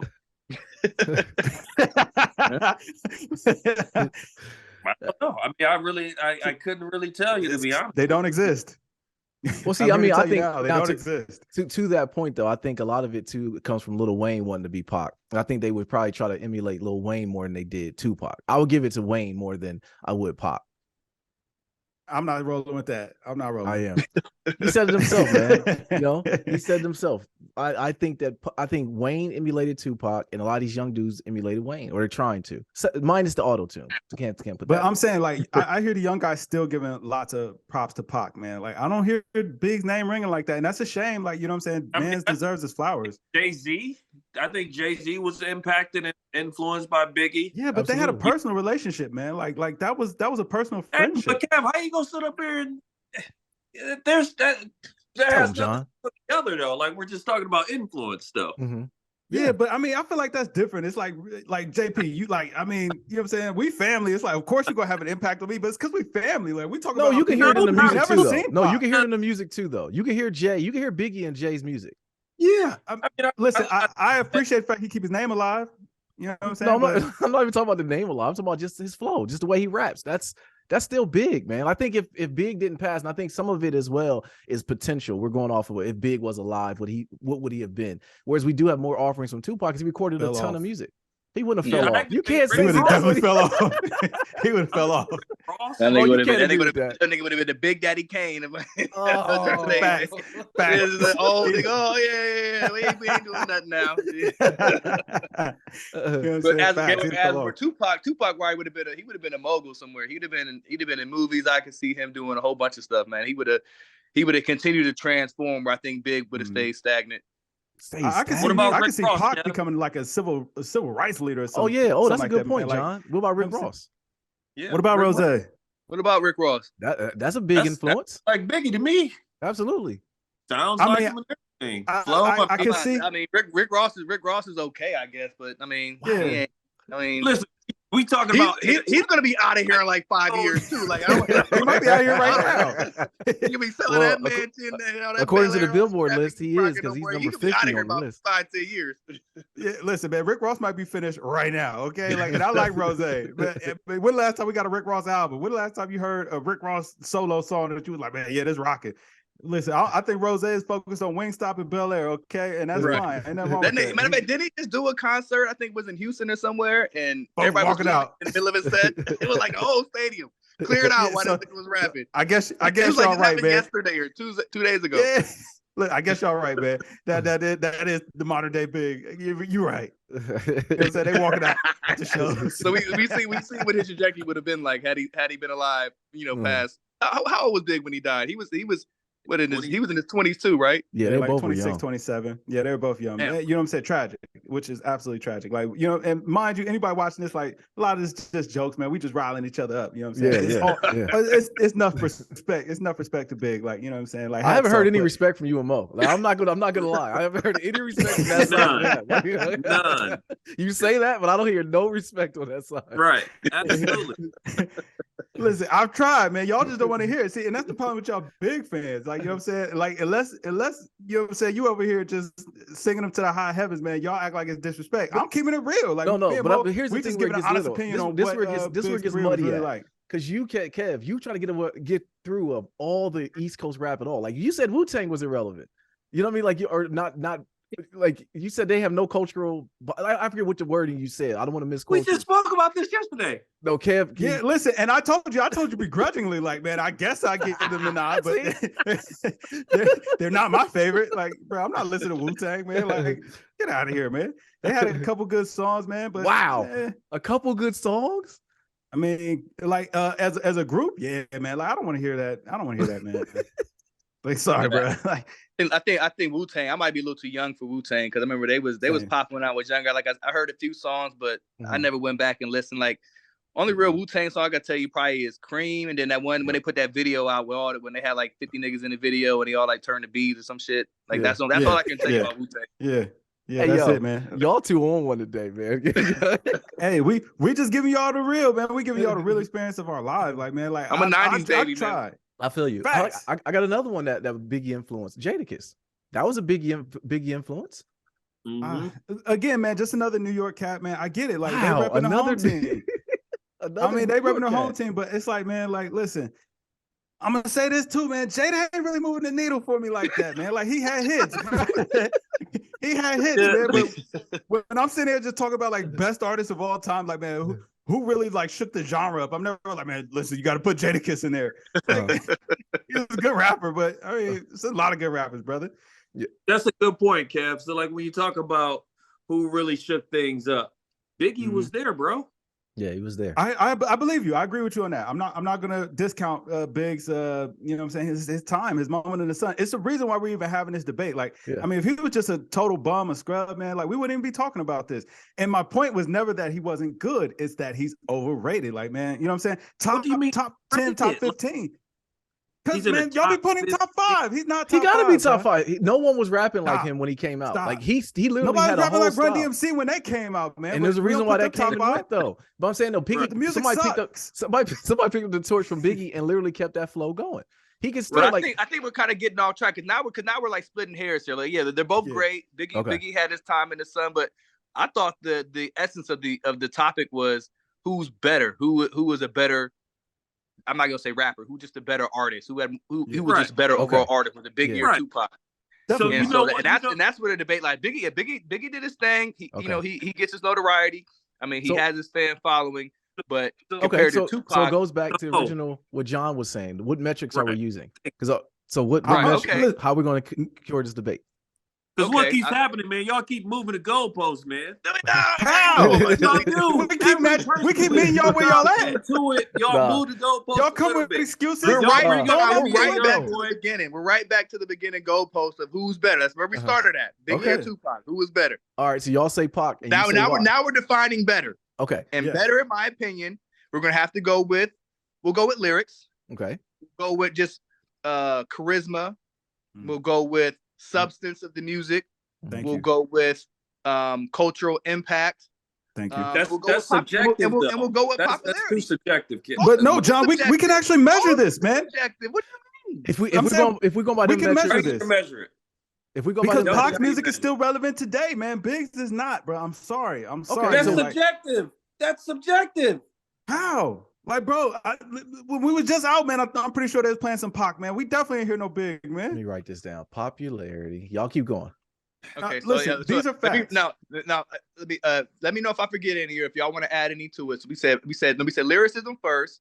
Yep. Charisma. Cultural relevance. Charisma. Cultural relevance. Substance. Yep. Substance. And what was the last one? I think the last one was popularity. Popularity. Okay. So popularity. Impact. Cultural impact. Lyricism. Popularity. Substance. What was the fifth one? I think we're on popularity. Yeah. Versatility. Y'all got versatility in there? So we got 5. We need to have 5. We got okay. So cultural impact, lyricism, substance, and what was the 5th? Charisma. All right, cool. I mean, but isn't popularity and cultural impact the same? No. I would say they're different. I would say no, because you could have somebody like a Cardi B who's wildly popular, but what cultural impact has she had? 0. Facts. Yeah. So that's got to stay. Yeah. Don't get mad, Cardi fans. Y'all come back. Okay. All right. So let's start. Listen, Cardi fans ain't watching this, brother. No, they're not. So let's start popularity. So you two, I'm assuming you're saying it's Tupac. I mean, 100%. Like, is that even a question? Yeah, I was gonna say, like, come on, don't sit up here and tell me. No, I can't. No, that one. Okay, now see, that's this different to me and you, Kev. I'll give it up in that sense. I'll give Pac in that. Cultural impact. Hold on, no, JP, I gotta hear, man. So who you think was more popular? Here you go. I want to give it up. Yeah, he trying to find a way to spin it. The spin doctor. Talk your talk, Jay. Talk your talk. No, I'm just thinking about the bigger coast, right? Like West Coast, East Coast. West Coast definitely spread into the Midwest and East Coast a lot. Oh, you're tripping. The East Coast by far got more numbers than the West Coast. Are you serious? Look at that. Look at the TV deals they do on the East Coast versus the West Coast. The numbers on the East Coast are far exceed the West Coast. Okay, all right. So let me ask you this. So, because this is the thing I brought up yesterday. During the 80s and 90s, who really dominated the radio side? Like I didn't really hear a lot of Pac. I would who like what do you mean who you're talking about? Like it was all West Coast rappers. Ice-T, Ice Cube, NWA, Public Enemy, Snoop. Well, see, John, you're talking a little bit before our time, man. Like we was too little. We was too little to know what was going on in the 80s. But in the 90s, man, like I heard Hypnotize on the radio at least 3 times an hour, man. Lauryn Hill was out here dominating, man. And you can't forget Wu-Tang either. Wu-Tang, Nas. I'm saying, New York had a big presence in the 90s. Yeah, I agree with you. And Pac was able to still cut through all of that. So, you know what I mean? Like, so John, were you talking about radio play? What are you talking about? We just gave you the examples. We just gave you the examples of what was going down. And I mean, like East Coast was definitely dominating at that time, man. Wu-Tang, Biggie, Nas a little bit, man. If I Ruled the World, that was huge, man. You got acts like Lauryn Hill, man. Like East Coast was definitely big in the 90s. Like, and there's so many other rappers that we're forgetting as well, because the niggas are forgotten. But I think that's why they had the whole East Coast West Coast beef in the first place. Like it had to be a rivalry. So I can't say that the West was just completely dominating it, because I feel like the West was trying to. I feel like the West was trying to like bring up, kind of bring their own to the game, because they had like Diddy and them was already established. Diddy and them was already doing their thing, and the West was trying to show like, hey, we could do our thing too. Okay. And we got to keep it real about Snoop's run. Like Snoop had a hell of a run from like 91 to like 95, man. Once Death Row dissolved, once Pac died, man, Snoop's career was, you know what I'm saying, it was not looking great, brother. Like when he went to No Limit, we don't remember them records, dog. Like, you know what I'm saying? Snoop hit a lull there for a good long while until he just became like an icon of a personality. And then, you know what I'm saying, then later on, you know what I'm saying, the music kind of picked back up. But like, let's not rewrite history. Like Snoop was really not cranking out them hits in the mid to late 90s and all that. Snoop ain't get popping again until he put out that song with Pharrell. Was that Beautiful? Was that exactly. Early, and then Drop It Like It's Hot. Yeah, Drop It Like It's Hot. Yeah, that was he was dead for a minute. So sticking to script. So popularity, I'll give it up. I'll give Pac. I'll give that John, point to Pac. What's your John, answer? what you giving? Yeah. I think that Pac had a bigger machine behind him.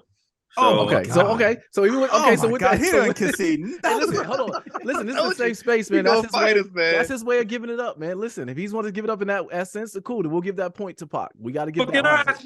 But is that not true though? Did Pac not have a bigger machine behind him? Them big? No. I think Pac was probably doing more. Like he was in movies. He had on them albums.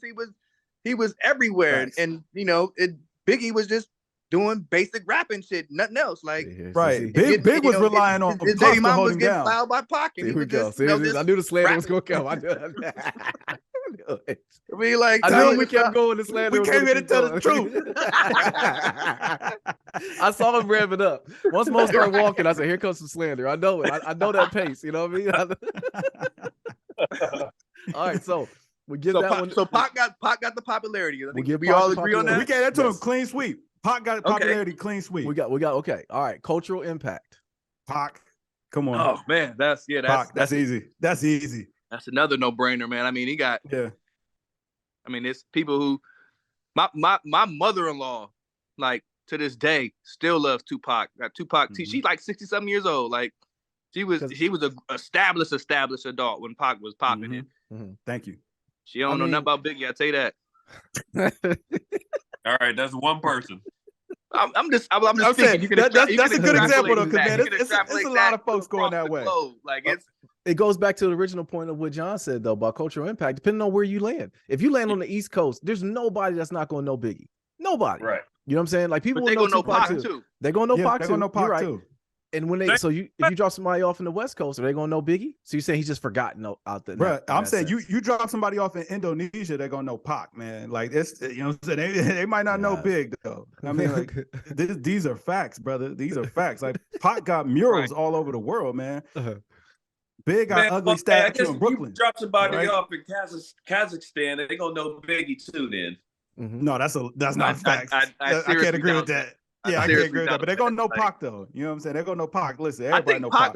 I think Pac wins a cultural impact award just on the fact that he just did so much more. Like he was more visible. He touched more lives by the media he put out, by the amount of songs, the movies, everything that he did. I think, you know, the interviews, like he just did so much more. It had no choice but to have a bigger impact than what Biggie did. Because I mean, I can't even really think of too many Biggie interviews I've seen. Like I can think of one where he was laying down on the couch talking about some, you know, that he was in the studio or something. Laying down. Here come the slander. Here come the slander. Let me reel it back. I can tell no shirt on.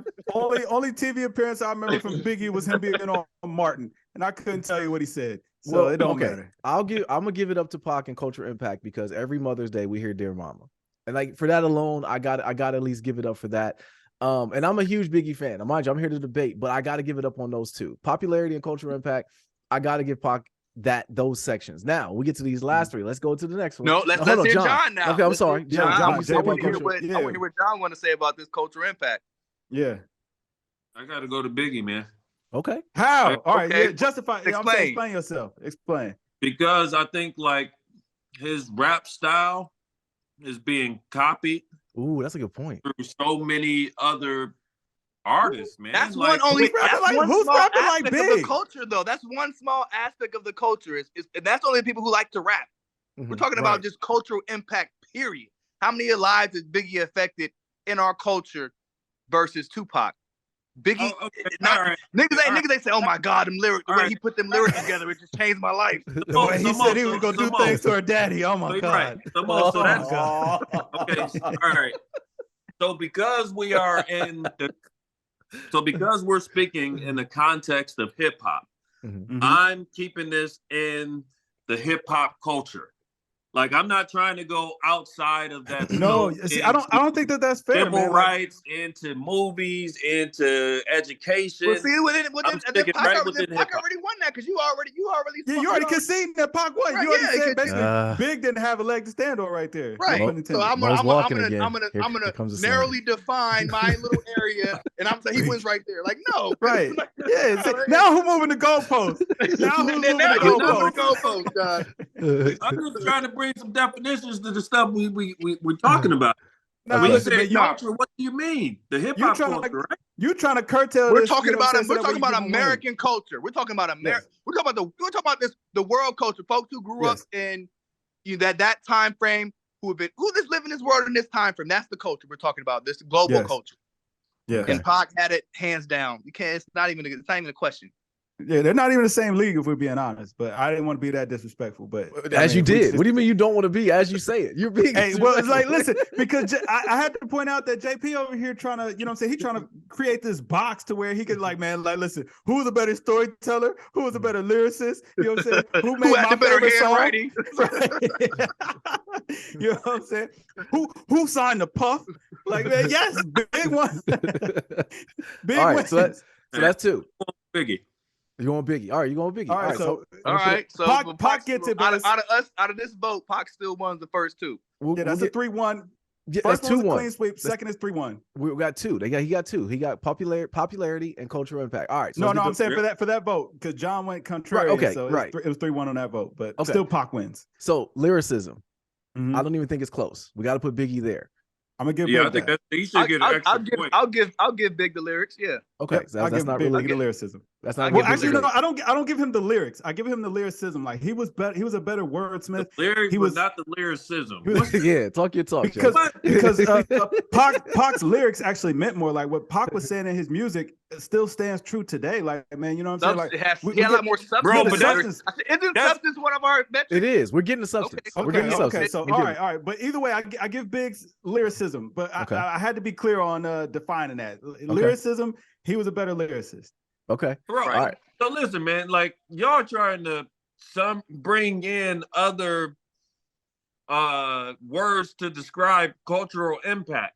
Oh, right? No, we ain't talking about cultural impact now. We on the lyricism. But because like when you talk about the importance of lyrics and how the impact, I mean, like all that stuff goes right into cultural impact. How so? Explain. Yeah. Because you guys just mentioned the Dear Mama song, right? They did mention that. He's a big defender. Right. But that's more or less related to the cultural impact and influence that song had. Like it's based on how it makes you feel, right? Okay. And so just like keep your head up, man. Wonder if heaven got a ghetto. Wordplay. It's just the wordplay.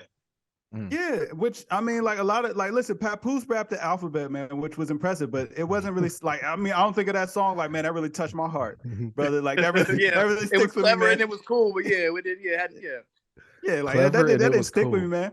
Yeah, it's clever and it's cool, man. But like I'm saying, I listen to Keep Your Head Up today, man. Like I feel inspired, man. Like I listen to Wonder If Heaven Got a Ghetto, man. Like you know what I mean? Like he's still bringing up Latasha Harlan. Like these are things that we're still going through today as a people. Like that tells you the cultural impact that Pac had. Pac had a vision.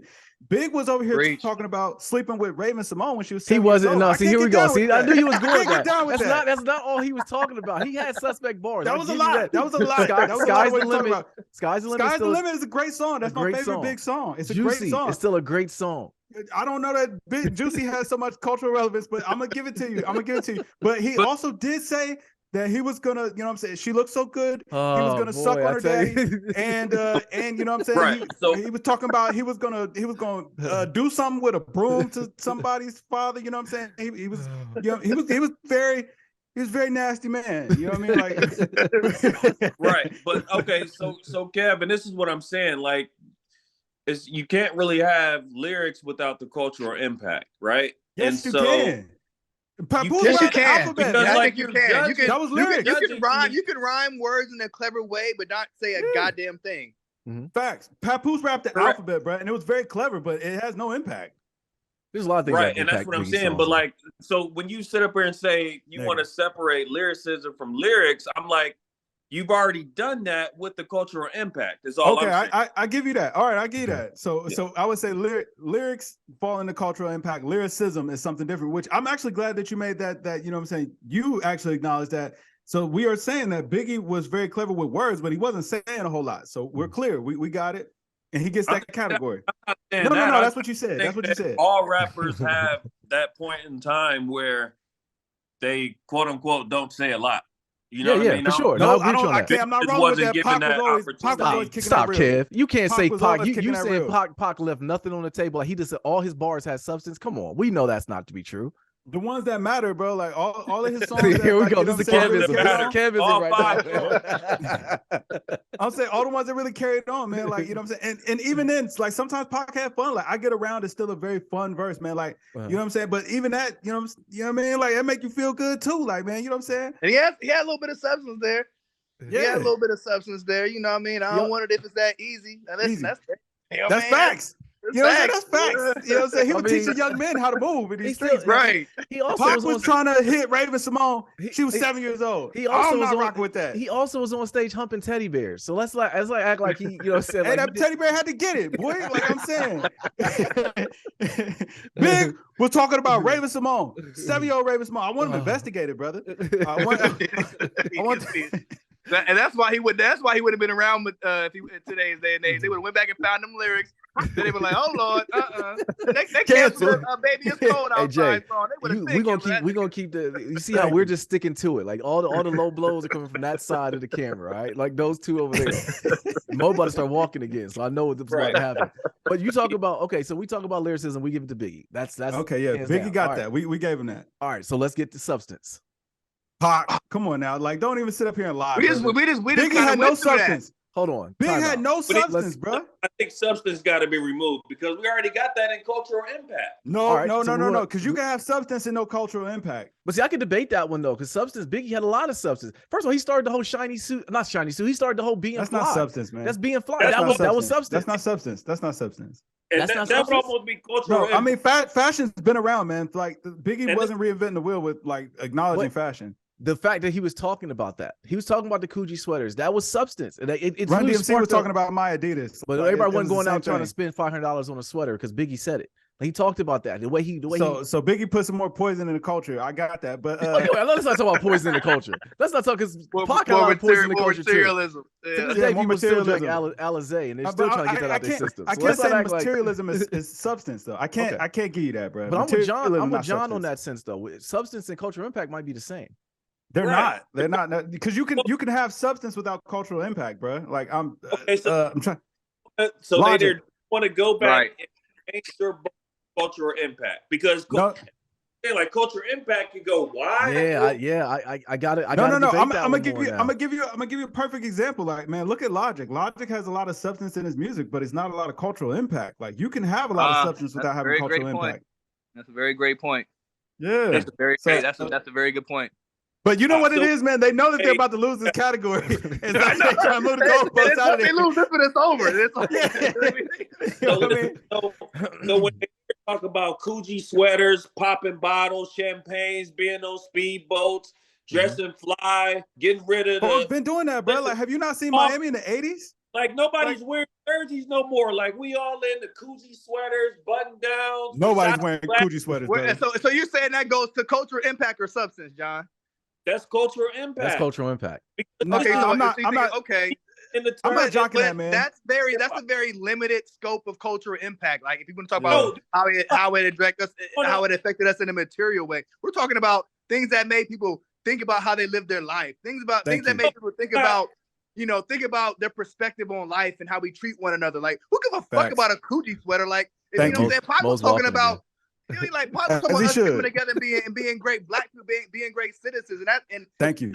Come on, Yeah. Like, I told you, they trying to move the goalposts, man. They trying any and everything, man. The desperation is real. Come on, man. The desperation is real. Come on, man. I can't give it to Biggie for no goddamn speedboat and coochie sweater. Right. Like, if we've been all the way honest, bro, that was Puff. That was Puff. That was Puff. Listen, and this is no knock to your beliefs, because I totally agree that we need to be at this higher level of consciousness, but that's just not the reality, bro. You know what I mean? Like when we talk about hip hop, what we talk about? Money, women, clothes, cars. That's not all we talk about. That's not all that ain't all we talk about. That ain't all we talk about, man. Pac had the impact he had. Thank you. Like that's not all we talk about. Pac talked about a little bit of that and a lot about everything else. But those things that John just mentioned spoke to the cultural impact that Biggie had. Albeit we can debate it being wrong or right. Those were some very big. That was fabricated though. Like I'm saying, like big, like okay, Big being fly doesn't impact my life, bro. Like Pac impacted my life. It affected a lot of life. It affected a lot of people's lives during that run, though. It did. No, it did, man. Like I mean, it might affect the way that they dress. In what way, man? Really, oh shit, I'm broke. I can't live like that. I need to go rob and try to get what that I'm saying shit, is doing. It'd be nice if I could do that shit. Like, but that don't. Like, that ain't nothing. That ain't our culture. That ain't the culture that we need to celebrate. That ain't the culture. Okay, the culture we need to celebrate. Go ahead. I'm sorry, John. Go ahead. Oh, my bad, Nate. Mo, babies are still being thrown in the trash cans, bro. And Pac was letting you know then that was wrong, brother. Like, man, we need to do something about that. The African American community is still high, bro. What? So okay. What you think? Pac was gonna fix it all with his songs? You know what? Right. If Pac was around, guess what? It'd be a lot more niggas high. It'd be a lot more babies in the trash can. It'd be a lot more of that shit. It'd be a lot more of that shit if Pac went around. He didn't fix anything. Ain't no impact. Oh, you can't. Nah, you can't measure if he fixed it. Because he wasn't gonna fix it all on his own. But you can't measure if he fixed it. You can't measure whether or not he fixed it or not, John. You can't. That's not. You can't measure. The goalpost moving again. Once again, it wasn't gonna be a. You can't measure it. You can't measure it. Mo, you can't measure it. Look at let's just pull it up. Let's just see if it's going. Like, nah, man. Listen, John, I'm not running with that. Like, bro, we're not wearing coochie sweaters in 2023, brother. Population growth. We'll look at the number of black babies thrown in the dumpster. You know, obviously taking into account the population growth before Pac came into existence, and then look at it when after Pac came into existence, and then measure those numbers, and then you tell me he ain't got it. No, we got to measure it against how many people wear coochie sweaters today. We got to measure that against coochie sweaters today, brother. You know what I'm saying? It's the only way we're gonna know. Right, and then how many folks are wearing coochie sweaters right now? None. And then we can also look at the single parents. That ratio, right? Like, let's look and see if that's been increasing. Man, but hold on, no, you're talking about it like Pac is responsible for it, man. I mean, like Pac is speaking to that. And if we've been all the way honest, man, I feel like Pac influenced a lot of young black men to really step up and make sure that they're part of their children's lives, especially if their parents or, you know what I'm saying, a parent was missing out of their lives. So I would definitely give that nod to Pac. But the real question is, what did Big do, man? Big gave you nothing. Big gave you nothing but a whole bunch. He literally gave you a song. Party and bullshit. Party and bullshit. Party and bullshit. That's it. That's all Big ever gave you, bro. Party and bullshit. That sums up that pretty much sums up his entire catalog. But hold on, no. That guy, come on, Cam. We can't I'm not letting you get that off, man. One more chance. You got one more chance is still a classical song too. Like Biggie had tracks. No, it's not, man. One more chance. One more chance, Juicy. Let's not lie to ourselves, man. Nobody's listening to that. Nobody's listening to that. Like, let's not lie to ourselves here, man. A lot of people still listen to it. A lot. Can your kids recite any of the lyrics? I mean, no, because that's a whole other. Thank you. I mean, songs would the average high school student today know that song? The average 18-year-old know that song? They would know Juicy. No. I don't think they would, bro. I think if you called Little Nigga, he wouldn't know anything about Juicy, man. He'd be like, oh yeah. I think I've heard that song before. That would be the response you got from your son. I have a 16-year-old daughter. She'll be 16 in a little bit. Mm-hmm. I can almost guarantee she knows not one Biggie song, nothing about Biggie, but she can tell you about Tupac. Thank you. Facts. We're not gonna put her on the pod. We're not gonna put her on the pod. But that goes back to my original. That goes back to my point. I can go get her. Let me go see. No, you don't have to. We're doing a little research. She upstairs. I think. Let me see. Comments, man. We need to start putting people on the spot, man. But that goes back to my original point. Whereas the torch was picked up for Pac from Lil Wayne, which had a big influence on a lot of these younger dudes too. So that one of the biggest artists ever, and I mean, like, you know what I mean, who had no personal relationship, no personal affiliation with the man. You know what I mean? He was just so inspired. Just ask her. You don't have to put her on cam. She'll be right here. So Kennedy. Oh, we got a question. Okay. Oh. So, do you know? First of all, do you know who Biggie Smalls is? Yes. Yes. Okay. Thank you. Do you know any of his songs? I think I know one. Which one is it? Know the name of it? I don't know. How's it go? I don't know, but if you play it, I'll know it. Okay. What about Tupac? Yeah. Which one? Who would you say you know more of? Tupac, probably. But who would you say, like, why? Why do you know more of Tupac? Murray's probably plays it in the house more. Yeah, because it's better. Yeah, I hear him more on like the radio and stuff like that. He's probably more. He's probably more what? 16 years old. Out of the mouth of the babes, man. You know what I'm saying? Like, let the youth speak the truth. You know what I mean? So what? So Kennedy, what cultural impact has Tupac had on your life? No, you asked the right question. What cultural impact has Biggie had on your life? We're talking about Tupac. So we've already proved that Tupac is more popular. So now, and culturally relevant. Impact. She's not old enough to know about cultural impact. Yeah, I was about to say she probably wouldn't know that. Frame of reference on that yet. But okay, so Kennedy, you know what cultural impact is? Like, has he had any impact in your life specifically? Not mine specifically, no. Is it safe to say that the reason why you know Tupac is because maybe the artists that do have an impact on you celebrate them? Yeah, like my favorite artist loves Tupac. Exactly. That goes back to my point. Exactly. But I mean that goes back to the cultural relevance of Tupac. Like, you know what I'm saying? Like it carried on. I guess. Yeah. I guess you're right. I agree with you on that. I can. Okay, I can agree with that. It carried on. Whereas Big, hey Jay, I think Ross let us down, man. Ross didn't carry the Biggie torch enough for us. I think that's the reason why. Ross never meant to. Ross, if you ask Ross, he probably was more influenced by Pac as well, man. Absolutely not. Absolutely not. Absolutely not. A big black dude, ashy and rapping with Coogee sweaters. He even had the Coogee sweaters on. But listen, we're not talking about what works, man. We're talking about who he would rather be. He would rather be Pac. I promise you this.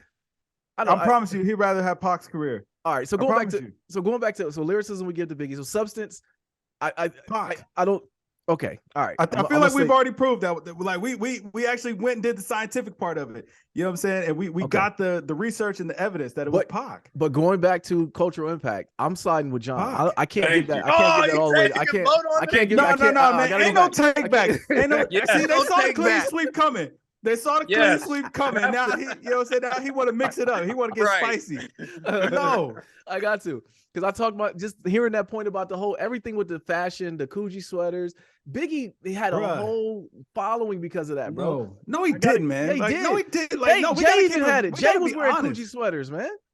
Okay, man, he was wearing what was popular at the time, man. Like, why was it popular? A lot of people was wearing a Miri, and now Drake said he never wore Mike Amiri's. It's out, bro. Like, I mean, that's fleeting, man. Like, nobody cares about that. And plus, that's only like one impact. Small, like only niggas was wearing Coogies, but that only really affects like one part. Like, Pac influenced all of men, women, children, old, young. Like, we're not talking about just young black men. We're talking about just. And I'm not even talking about just black people. We're talking about just the culture, period. American culture. Pac, come on, he had so much more of an impact. Thank you. Not even close. I mean, it's not even close. Come on, man. Yeah. I mean, thank you. And Big Style was Puff, man. That wasn't Big. Like, that was all fabrication. That wasn't even who he really was. But listen, that was Puff. Like, when you talk about culture, you have to keep it in the context of hip hop. You can't go outside of that.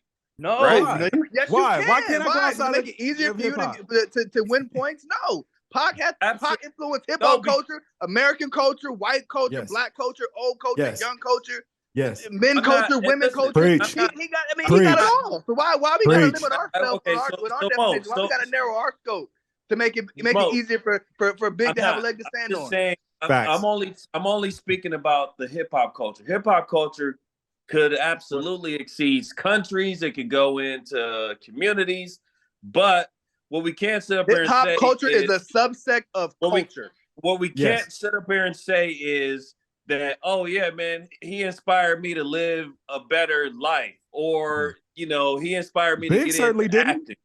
Because Big certainly did not. Huh? Big inspired nothing, bro. Like I disagree. Mean, that's where we start. That's where the slander comes in. Like we can't. Like Kevin said, he wants him wiped from the archives. Like that.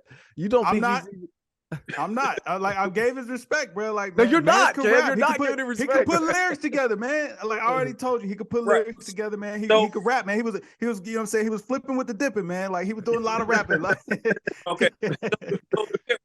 All right. So when I talk about the hip hop, the definition of the hip hop culture, right? So what I look at is rapping. I look at the style, the technique. I look at what they wear. You know, the things that they're talking about. What does that have to do with their rapping? And stuff like that. Like that's the stuff. Like when we talk about hip hop, that's what I'm talking about. The culture. It's almost like the sports culture. And I think you're also speaking to the last point, which is charisma. And I don't think it's even close. I think Biggie was way more charismatic. Oh my God, no. Yeah, right. Absolutely. Come on. I think so. I definitely think so. Stop it. You go to here's how we can tell. Here's how we can know that Pac had way more charisma than Big. Okay. You watch any Pac interview. You watch with the energy and the tone and just everything with how he spoke and carried himself and got people to listen in. Versus Biggie kind of like spit at the camera, and how he was able to mobilize. Biggie's kind of like slack jaw, like lazy, kind of he had no charisma. He had no nigga was just standing on walking stage again. rapping. Listen, Pac was out there bringing that energy. It's not even close. It's not even close. I don't think Big ever talked for more than 5 minutes before Puff had to hop in, man. Just make it interesting. If we're keeping it real, I don't know that Big ever talked for more than 5 minutes without Puff coming in there, you know what I'm saying, and bringing the energy back. Yeah. Okay, so yeah. Like Pac carried it all on his own. When Pac did interviews, anybody say shit, everybody just shut the fuck up and listen. Because they knew he was saying some shit. Facts. And he was spitting. And the interview, he would leave the interviewer speechless like, okay, where do I go next? Biggie, they was pulling teeth trying to get this nigga to say something. Pac was an icon, man. Biggie was a rapper. Please, my nigga. Oh, you got a new Coogee sweater. Great. What else you got? You dating Faith Evans? Oh, cool. I guess, right? Oh, all right. Nobody. Nobody. He had nothing. No charisma whatsoever. And listen. We talk about swag this. with you. We talk about some Riz, man. Listen, we saw what happened with Faith Evans got around Pac. That should tell you what charisma. All right, so listen. So to recap all this, He rizzed up Faith Evans too. His own wife knew. His own wife knew. So he knew what it was. So to recap, popularity, we agree it's Tupac. Cultural impact, we believe it's Tupac and Biggie.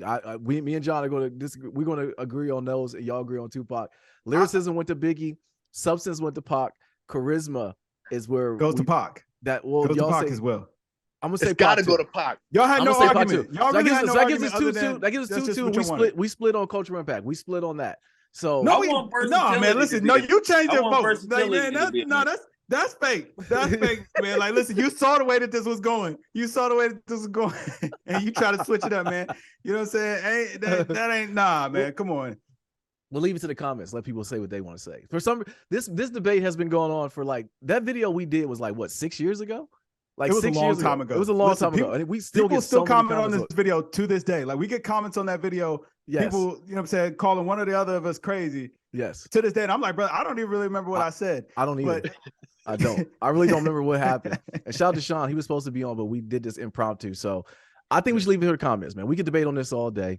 We can. I appreciate it, guys. Yeah. So hey, we appreciate y'all coming on. And definitely, Mo, Jay, thank you guys for coming on. This segment will be up, and it's gonna listen. The internet's gonna be crazy. And first of all, I don't want no slander from Barb fans. Listen, that just music ain't for us. So I'm sorry. And most you know what I mean. Like, listen.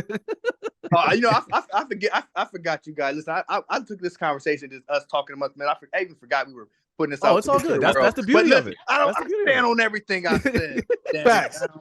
That as you should. You know what I'm saying? Like, listen on everything I said. Came on here and said the truth. You gotta come find me. Yeah. Listen, came on here told the truth. Came on here told the truth, man. Ain't nothing to be ashamed of, boy. And just to recap as well. I mean, Pac 1-4, Biggie 1-1. I mean, I think we said it from the beginning. It's it's not even close. A debate. It's not close. Yeah, I don't know why you guys keep bringing this up. And I heard no good points on the other side.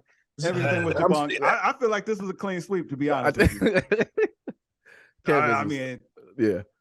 All right, we'll put it up later. Get in the comments. Y'all tell us what y'all think, man. And yeah, we'll leave it from there, yo. But thanks for coming. Thank you guys for being a part of it. And we'll let people decide. All right. All right. Thanks, guys. Take care. All right, Bye-bye. now. all right, take care.